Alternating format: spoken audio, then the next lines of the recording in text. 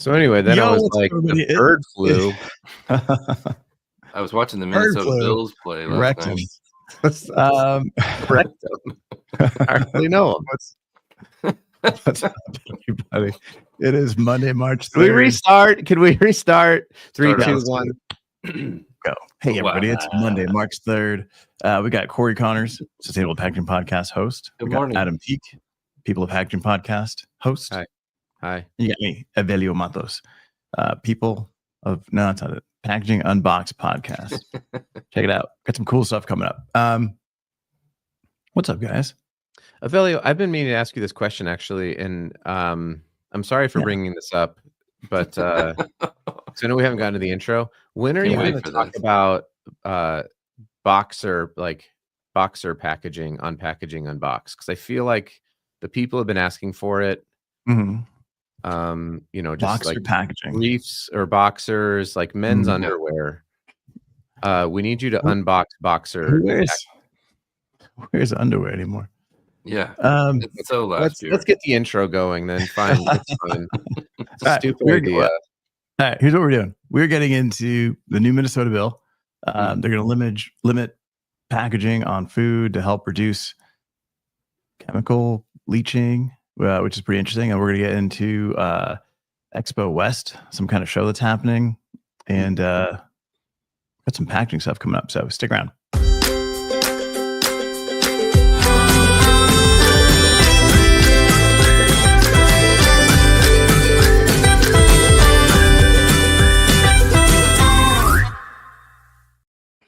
All right, guys. So first off, we got this Minnesota bill to limit plastic packaging for food due to harmful chemicals.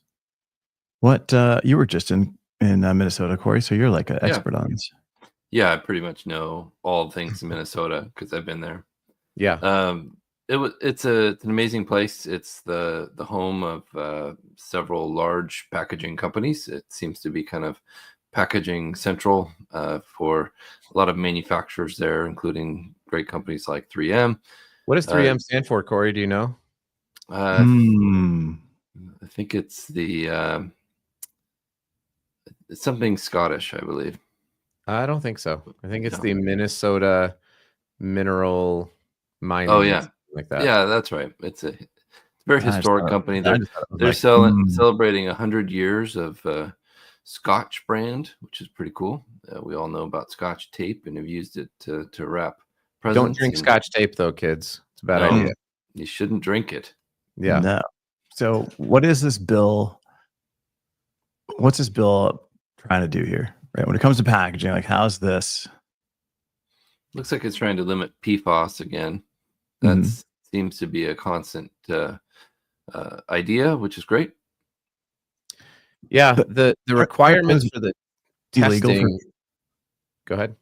No, I thought PFAS have been made illegal in any type of food packaging. That's my understanding too. Yeah, maybe somebody was just like, I don't have a bill in my name yet, and so I got a Minnesota Mining and Manufacturing. Thank you, Chris Olson. Money winner, chicken dinner. Chris wins. Yeah, Chris is the winner.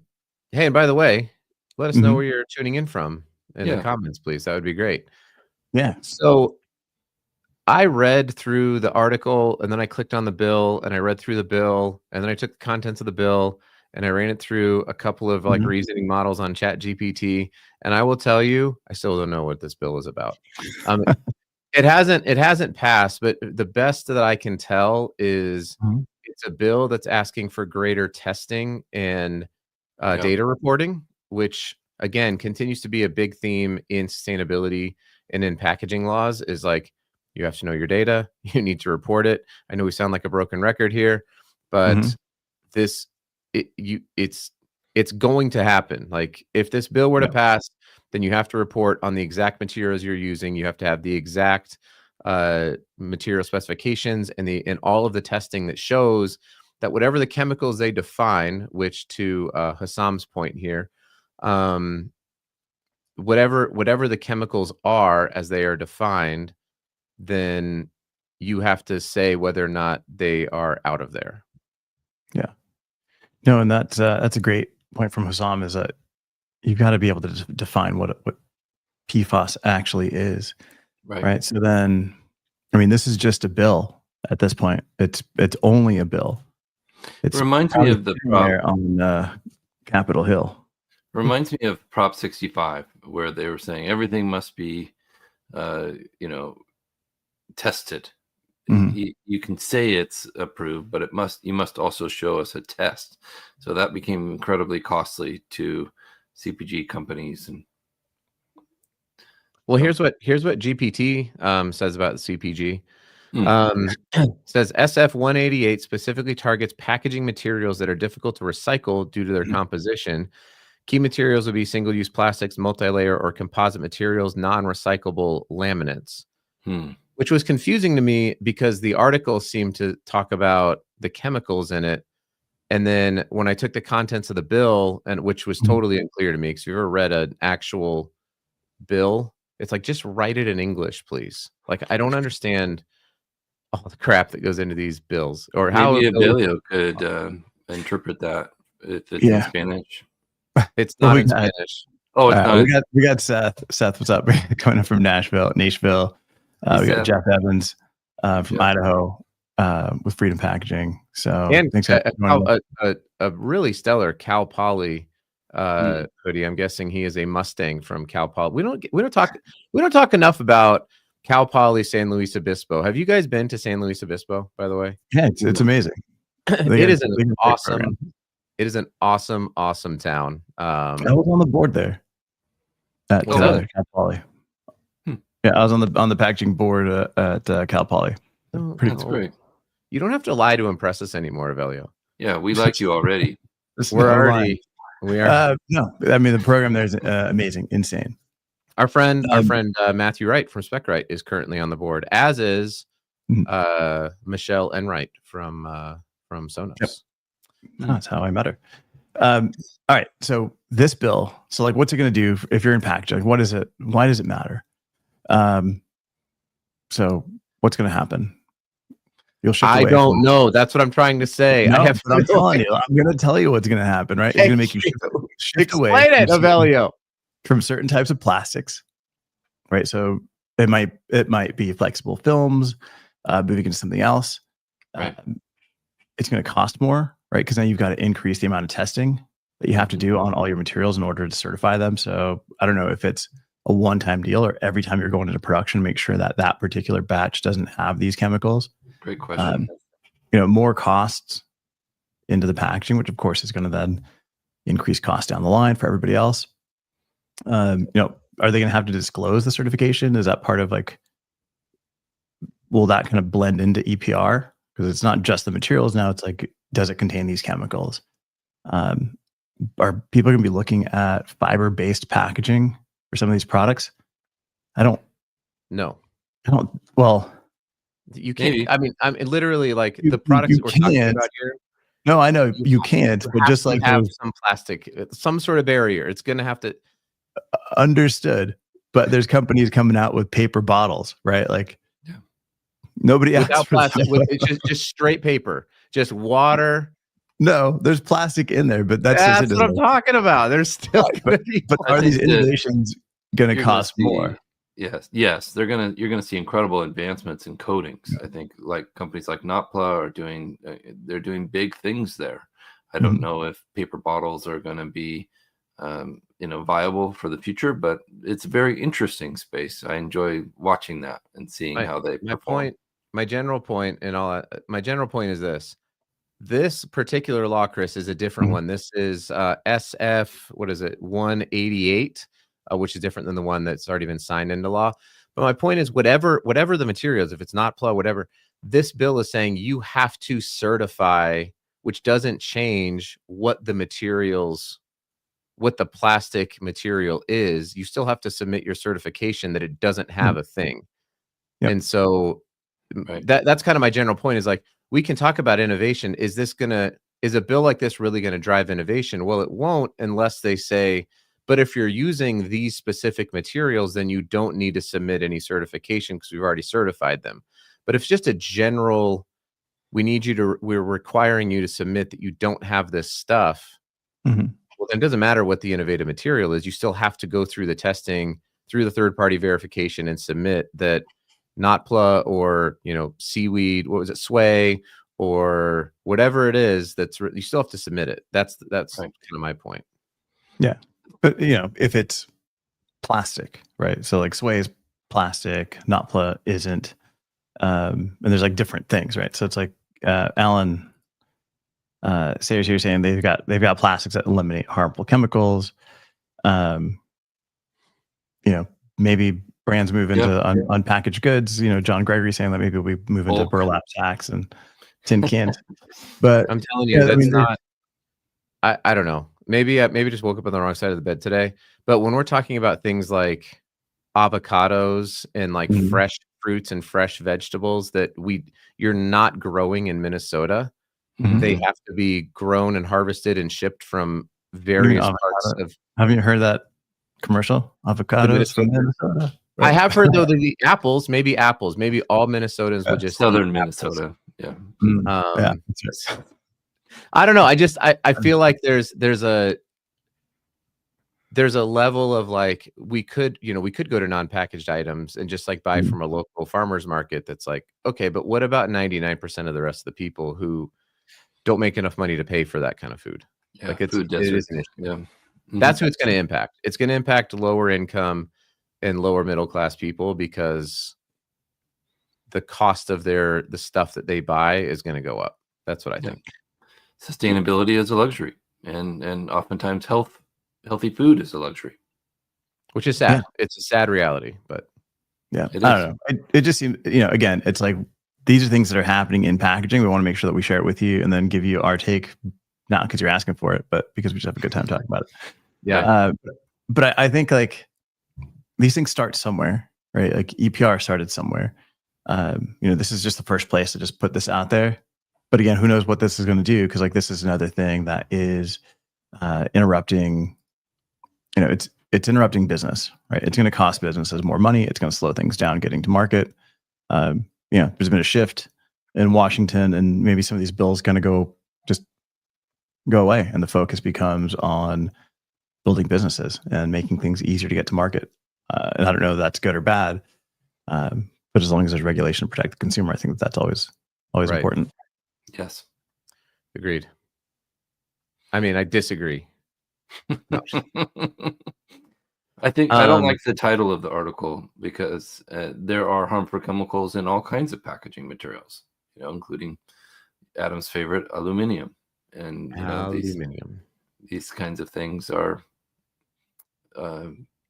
all across the board, Yeah. It's we talk about and make waste. That's what packaging is necessary waste. At the end of the day, it's just how do you manage the waste? But at the end, that's what we make. That's what we talk about is trash and waste. So it's but even stuff. Yeah, I mean, there's harmful stuff everywhere. Like I look, there's a website, ewg.org. You type in your zip code and your location, and it tells you all the chemicals that are in your water in that city. Mm-hmm. So I've got 955 times the approved guidelines of arsenic in my tap water. That makes sense. That explains a lot, actually. Delicious. I got hexavalent chromium in my water, right? And it lists all the things in there, which terrible. Is pretty insane. I mean, that's what we all kind of deal with. You can mine that out and sell it for some Ethereum. That's what I heard. Mm. That's the plan. That's the plan. Yeah. So, Adam, you're going to an event here. What's up, Andrew? I am. Where are you going? First of all, I would like to publicly shame my co-hosts who have never heard. We've heard of it. You just called it wrong. Yeah, you just. I said I'm going to Expo West, and right. If I've heard of Natural Products Expo West, but not Expo West. Yeah. Okay. Well, people just say Expo West. The people who are in the know, they know. If you're in the comments, and if I say I'm going to Expo West this week, would you be like, "What is that?" I've never heard of that. Or you'd be like, oh, cool. It's a show with 3,200 exhibitors and over 70,000 people descending upon the Anaheim Convention Center. Oh, Yeah, really? look at that. Packaging Unboxed Pod. You didn't know? That's weird. That's amazing. Wow, Avelio. So I have never been. So shame. I will bring the shame back to me. It's one of the largest shows in the food and beverage space. Even just Expo. That's how cool Hugh is. Hugh doesn't even. He just calls it E, and people know what he's talking about. Right? But you know what? Hugh is 100% right. Like I've seen people posting all over LinkedIn, everywhere, and they're like, "We're going to Expo." I'm like, Yeah. What the hell is Expo? Like, what Expo? See? Yeah, look at this. So he's not even living in America, and he knows. He knows. How could you guys not know? I can't even understand that. I'm the only one that knows what it is. Everybody's just going to Disneyland. That's pretty much it. So this is my first time going because every year I apply for a media pass because it's really expensive to just attend and walk the show. And what's really expensive? The Expo. What's deemed expensive for a show? It's about $1,800 to buy a ticket. Okay. So if you're in the comments and do you pay $1,800 or do you get discounts? Like, is it really that expensive? Lots of exhibitors will have, a lot of people who attend. There are as somebody there are tiers just like anything. So if you're like a retail buyer, you pay maybe you don't even pay, right? So it's just it's a solid business model. It's like, hey, if you're there to meet people, market, sell, network, it's going to be expensive. It's big business. Yeah. If you're there to buy from the people who are exhibiting or to help promote them, then we'll make it easy. So I finally did have enough social media followers to warrant literally what's the minimum? I want to say it's like 30,000. And so I had to go through all of my various platforms. If you've never applied for a media pass, normally it's like, this is who I am, this is my media pass, or this is my content. And they just give you one for the most part. Not Expo. It's a tough one. You have to wear a hat with like your press pass like tucked into the. Oh, I 100% should, except for I'm leaving tomorrow. Fedora. Yeah. Seth is asking anyone going to Natural Product. It's just called Expo, Seth. We literally just adjudicated this. Just say Expo. He doesn't know. Yeah, who calls it? He's still hungover. He's still hungover from Tennessee beating Alabama this weekend. On a last second shot. It was a great game. So, but here's what I want to talk about here for the last 10 minutes about this is whatever the show is, whether it's Expo or if it's Expo or if it's Expo, like three of my favorite shows, the best shows. What do you guys think about yoga? Sweet. What do you guys think about attending these shows as an attendee who just paid for it, right? Like, so we're in packaging and there's 3,200 people there exhibiting. Probably 2,500 of them are CPG companies. Who are talking about their products, who are trying to sell their products to get more exposure, all this kind of stuff. When I approach somebody as a packaging person, and specifically if I'm in sales, what do you guys suggest that interaction looks like at a booth? Like, hey, I make packaging. You want to buy some from me? Yeah, start right there. Yeah. Step one, wear comfortable shoes. This is the best advice ever. Nobody cares if you have fancy shoes on. Just wear something comfortable. And I think it's about starting a relationship in an appropriate way, not trying to sell right off the bat. How can you add value to their company, and how can you build a relationship with them if you have a legitimate value add for them? Do you think that people want to go ahead? No, I was just at a booth in at Paris Packaging Week, and I think the worst thing was when somebody came up to the booth. We had someone come up with a suitcase and they're like, hey, I want to sell you, we do this. And they open up the suitcase and they're like, we want to talk to you about this, this, and this. I'm like, dude, we're not here to buy. We're here to sell. You're not receiving. Yeah. You got to go. So yeah, definitely hey, I do packaging or hey, I do X at a booth or at a person is like that's not the place, right? Right. So like what Yeah. do you do? What do you do, Adam? Well, I really, I'll give a shout out to Hugh, who is not in packaging sales, but is a procurer of packaging goods. But I think Hugh does a great job with his LinkedIn content, where he just takes pictures and then talks about the whatever it is, right? Just because it's interesting and informative. And I think that same principle can apply to an expo, right? Like, you don't have to have a podcast or a media pass to go, as Corey said, add value, right? Like, so go, if you see something cool or interesting, just go up and say, hey, work in packaging. Would love to grab a card. I know you're not here to talk about me, but I'd love to highlight your booth on my LinkedIn page. Do you mind if I take a couple pictures and I'll be out, right? Like, maybe you could do that. Another thing that I've done before, especially with like these EPR laws that are happening, a lot of these companies don't know. They just don't know. And so a great way to engage with somebody to add value is to say, hey, do you know that you may be paying extra taxes on this stand-up pouch in the state of Oregon? When, once their EPR fee schedule comes out, and they may look at you and go, what are you talking about? Right. So you've added value, right?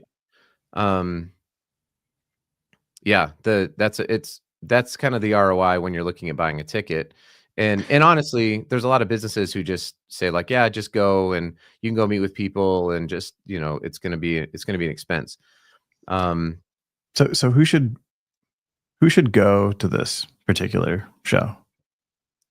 I have not been, but I would say that the types, like especially if you're watching this and you're here in the industry, I would go if I were a Hugh Curtis. If it was my job to buy packaging, I'd want to go and I'd want to meet with people, talk about best practices they might have. If I were a packaging manufacturer, I would 100% be there, because if you're food packaging, well, it's not only food. There's a lot of other, it's not exclusively food, but yeah, I would say predominantly it's food and beverage. And so that's going to be, if that's your specialty, then great. Like if you're making, fancy paper bags for high-end luxury items, you probably don't need to be at Natural Products Expo West. But yeah, food and beverage primarily. But you have to be very careful. That's kind of my point, is like, there's a lot of people trying to sell insurance, sell software, sell whatever. And nobody, if you've ever worked a booth, to Avelio's point, you are not sitting there hoping and praying that somebody comes up to sell you something. It's not a fun way to spend your time at the booth. And especially, yeah, it's a great point. So Seth would be, if you're going to be there, then let's slap 5, Seth. But the worst, I will, booth 833. The worst possible is when people go and they pretend to be interested. Don't ever do this. They pretend to be interested and they go through a line of questions for 15 minutes. And at the end, they're just like, well, actually, I do general liability insurance. And if you're not, it's like, oh my gosh, I didn't. Yeah. I don't want to talk about general liability. All these opportunities with all these people that came to the booth to talk to you, and you just wasted my time. And don't waste people's time. Right. If you're a salesperson, add value, be fast, be quick, and then move along. And prepare to meet with people outside of the show. If you have customers who are there, if you have prospective customers that are going to be there, set those plans up early. Go to their booth, do all that kind of stuff. But if you're just going to cold walk up to somebody, you better have a very good reason to be adding value to them, because it's the worst the other way around. Yeah, and just knowing what are they there for, right? What are the people in the booth there for? Like, they're there to sell, are they there to sell their food to buyers at grocers or online? Like, if you can't help them do whatever they're doing, you can definitely swing by their booth and check out and, just connect, but not post about it. Right. Don't waste their time. No, for sure. Definitely not. Thank you, Megan. I appreciate the By the way, podcast episode coming out with Megan here, I think this week. So Ryan asked a great question. What if no one is at your booth? What do you do? What do you mean? Are you saying like it's an empty booth? There's just two people hanging out, sitting on their phone, and you just walk up and you want to talk with them? No, like what if, what if you're there with, I'm thinking like, what if you're there with a booth and then nobody's stopping by? Like that's the, yeah. So you can throw a party. That's where you have to get creative as the booth operator and either just enjoy the break because you're being paid to sit there and not do anything. Or stand up, don't be on your phone, don't look disinterested, put your be phone at the front away of the booth, be smiling, be inviting, come up with a couple questions to ask. Hey, have you ever considered, whatever it is that you're doing? We have the latest in protein infused baking soda or whatever the thing is that you have. Sounds delicious. I love Megan, or pretend somebody's a customer. That's right. Yeah, that's good advice. Or go talk to the people at the booth next to you, right? Go find out what people are doing around you. Maybe there's people that you can network with together. Maybe you have common, like there's a lot of things you can do. You have to be a little bit extroverted to be manning a booth and get out there. It's not easy to do, right? Yeah, like I've walked out of the booth, like down the aisle, and the thing is, like when you're out one of the conferences, you're basically looking down at people's like waist area, right? Because like their name tag hangs down here. It's like, look, my eyes are up here. It's like don't. But you like walk down the aisle, you look at these people's name tags, you're like, oh, brand I can connect with. You're like, hey, and you just strike up a quick conversation. Hey, let me show you this. And if you're engaging enough, they'll follow you back to your booth. Like you can go and you don't have to just stand there. You can actually go and connect with people and then bring them back. Or go check out some of the talks and learn about your craft. And, these shows are offering so much more than just booths now, which is really exciting. And by the way, you can pay people like us. So, for example, to be your friends for the day. But I just think about the video that I did with SmartSolve where it's like girlfriend experience. I dressed up as I dressed up and ran around with a phone live streaming, talking about the magic disappearing, materials that SmartSolve had. Like we are easily we can easily be coerced into doing some really random things, or like the at Label Expo, like making like undercover boss type stuff. So there's a lot that you can do if you want to. I liked what SpecRite did. They actually had a t-shirt booth, making t-shirts in a booth. That was brilliant. I do want to give a quick shout out to Fred Hart. He's going to be there. He's going to be speaking, friend of the show. He's going to be talking, go see him talk. He's always awesome. But one thing that he does that I think anybody here can do, and kind of back to your point, Adam, is you can go to the booths. Doesn't matter if you're a salesperson, doesn't matter if you're a creative, if you're a designer, go to these shows for inspiration. He goes through and he photographs all sorts of like the coolest things at each booth, whether it's something that he's been a part of the design or not, and then starts posting trends. Like, this is everything that I'm seeing in pink, or this is everything that I'm seeing with this particular typeface, or this new construction. And then these posts can last you an entire year. I mean, you're there for $1,800, or like Hugh said, it's like $4,000 for the top tier thing. You got to get an ROI besides just the 3 days of the event. Like, you got to make this thing last. Have a social media plan, right? Absolutely. Or partners like us that do, right? Yeah, 100%. Guys, I have a 9:00 call I have to jump on. You're late. All right. I am late. late. I got a 9:00 call with you at right now too.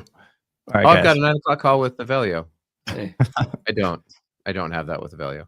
No, tomorrow we're running a repeat. Unfortunately, we're all traveling, but we'll catch you live on Wednesday, and we'll see you guys. Pete and repeat went up a hill. Pete fell down. Who's left?